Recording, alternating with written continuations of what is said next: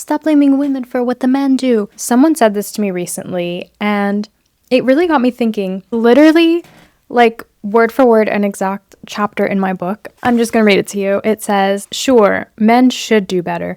They should know not to abuse, manipulate, or gaslight women.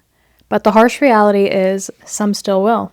We cannot control the actions of others, only of ourselves. While abuse in any form is never the victim's fault, that doesn't mean we can't be proactive. It doesn't hurt to have the tools to prevent it or to have an exit plan in the case it does happen. I truly hope you never have to use this knowledge, but I want you to have the confidence and clarity to recognize the red flags and take action if you do. Think about it this way. Robbers shouldn't rob people, but we still lock our doors and install cameras. Kidnappers shouldn't kidnap, but we still teach children to scream, run, and find help if they're ever in danger. And we tell them not to take candy from strangers. Yet, when it comes to things like domestic abuse, toxic partners, and emotional manipulation, there's no class, there's no teachers on how to recognize it and how to set boundaries before it's too late. Most of us are left to figure it out all on our own through painful experiences, and then spend months or years or the rest of our lives trying to heal from it. How many times have you heard women sharing stories saying things like, oh, he would do this, he would do that. He would wake me up at 3 a.m. just to start a fight. He would always accuse me of not being where I said I was. And you hear women say, it's like they're all reading from the same playbook. Well, it's time for our playbook.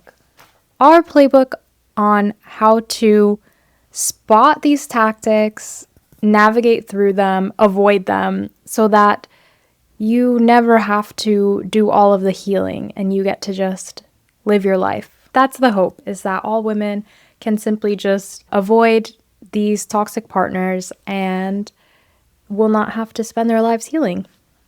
So again, it's not about blaming women, it's about empowering them with the awareness and the tools on how to protect themselves.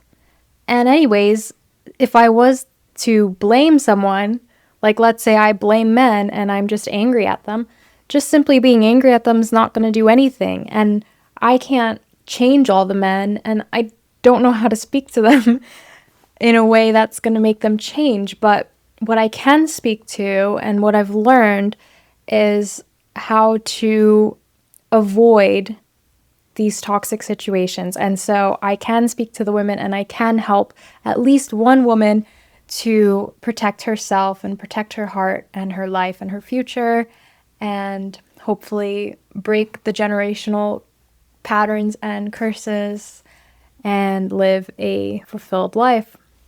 So yeah, why don't we blame the men? Because it's not about blaming, it's about making a difference. And I'm really passionate about this, and this mission is so near and dear to my heart, and I really care about it.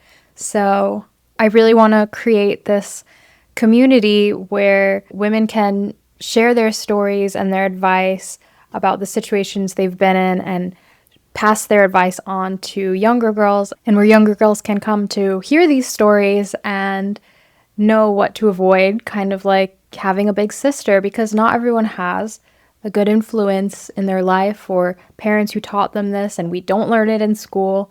And if you don't have an older sister or a good relationship with your older sister, I think sisterhood is just so beautiful and empowering and helpful.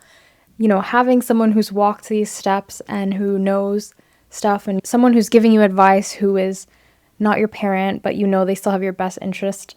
So that is my dream and vision for this mindful love movement. And thank you so much for being here.